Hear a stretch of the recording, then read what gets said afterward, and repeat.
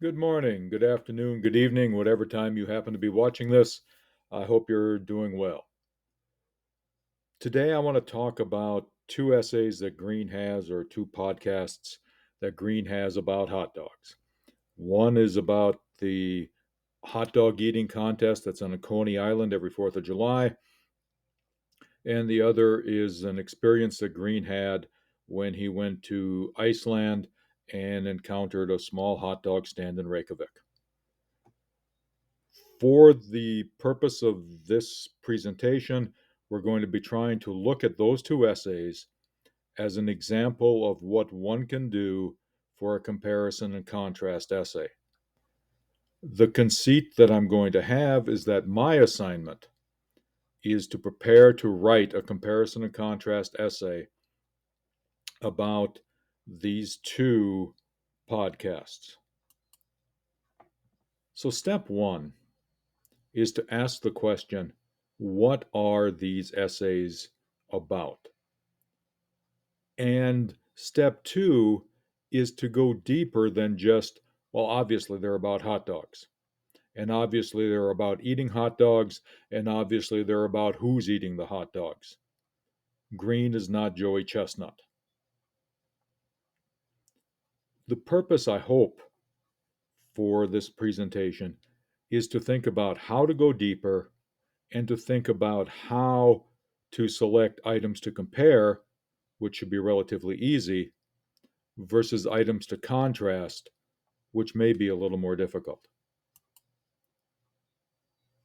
So during class, I'm going to be asking three questions. What's the subject of each of these quotations? Is each pair of quotations best suited to be compared or to be contrasted? And what's the big idea shared by each of these quotations?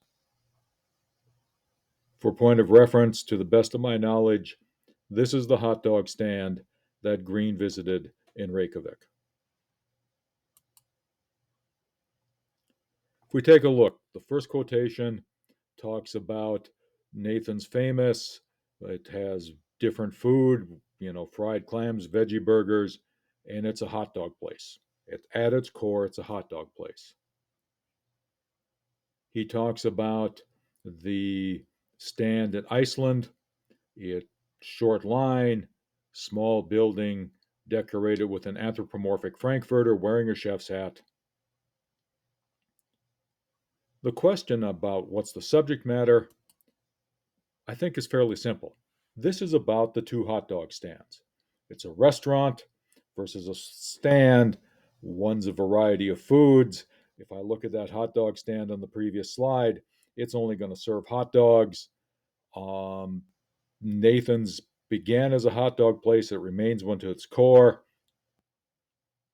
And there's a sense of nostalgia at Nathan's that doesn't seem to be part of the experience at Reykjavik.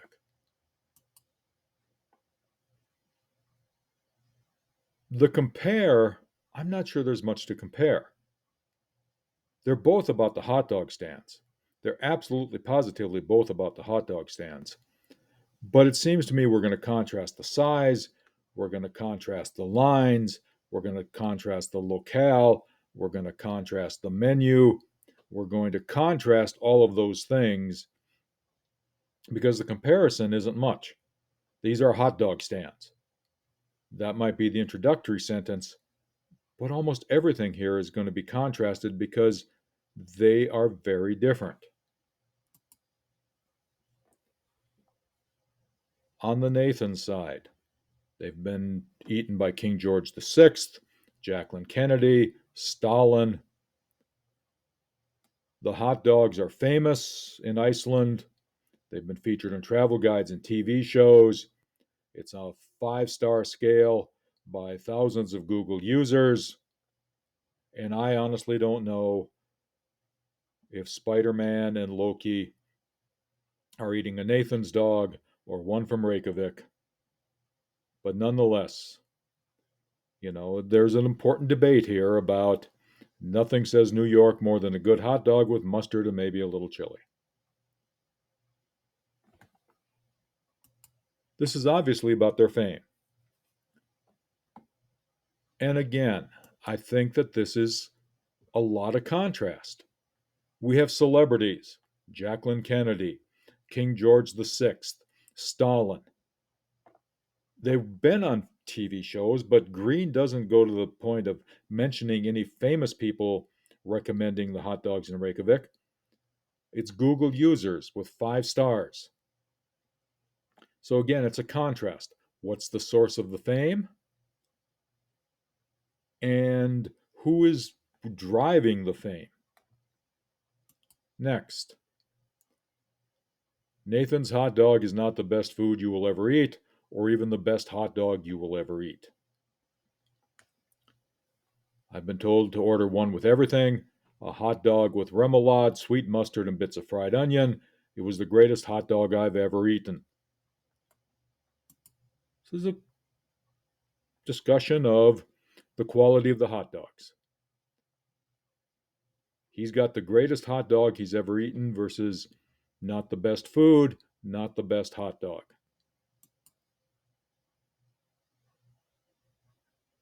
And obviously, this is a contrast of quality versus reputation. Again, I don't think that there's much comparison here. This is a contrast about the quality. Now, we can argue with Green's ranking. We can argue with the situation that Green has for ranking them, and that's going to come up a little bit later in the presentation. But the fact of the matter is, at this point, we're still dealing with a lot of contrasts. There's something special about the experience. There's the idea of coming through the close to the just joy. The experience. They're both special. And I think you compare the specialness for transition, the clamor of Coney Island versus the joy, the Iceland's gold medal making it a special experience versus more everyday on Coney Island being something of a special experience, being with his friends versus being with a crowd, curing his hangover versus probably getting one from overindulging at Coney Island. Timing matters. All of that sort of stuff, I think, is a big part of this thing. But there's a comparison here, obviously. There's, again, a chunk of contrast as well. On this next one, you've got ESPN as a sports network. We're talking about competitive eating being a sport. We're talking about seeing what a human body can accomplish, and it has a variety of rules. Doesn't know much about team handball, and he is now considering himself a diehard fan of Icelandic men's team handball. These are unusual sports. All right. Until I read Green's essay, I had no idea that team handball was a sport. And I've argued with a lot of people about whether competitive eating constitutes a sport. Green's criteria, seeing what the human body can accomplish, and having a variety of rules, sort of works. And unlike professional wrestling, it's never about who's breaking the rules better. So we might give competitive eating a slight nod towards being a sport. But here there's a lot of comparison. You know, they're both odd, they're both unusual. No one really pays attention unless it's a special occasion, the Olympics, the 4th of July. That's about it. There's records and record books, I'm sure, for who's won the most gold medals in team handball, who's eaten the most mayonnaise, who's eaten the most hot dogs, who has eaten the most oysters, all of that. And it's about how much can the human body endure, how much can the human body accomplish. I'll give that this is almost all comparison.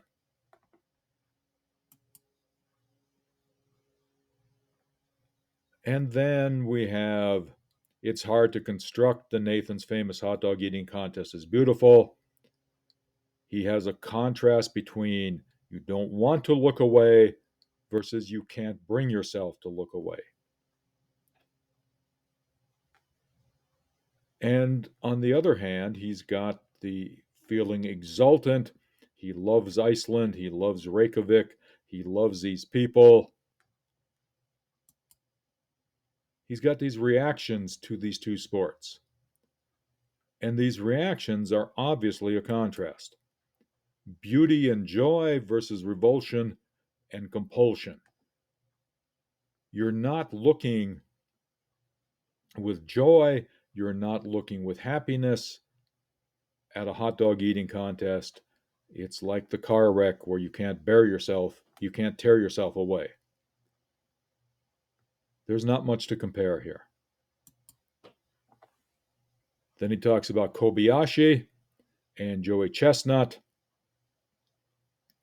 and it seemed to give the crowd permission to fall into bigotry versus the great wave of human experience. He joins in, he feels exultant, he loves these people. The fans' reactions, one's bigotry, one is joy and love. And again, I think extreme breeds extreme. The extremes of the hot dog eating contest versus the extremes of Iceland. Bigotry versus love. There's not a lot to compare here. There's a lot to contrast. It's a moment of overindulgence. It's more than you need, but more than you want. Versus he gets drunk. He doesn't often do it, but there's a lot of indulgence, a lot of excess. And again, want versus need. It seems to me, again, he wants to indulge versus the rarity of it. Coney Island, it's a regular occurrence. It's a monument to indulgence. Those, once again, are two different things.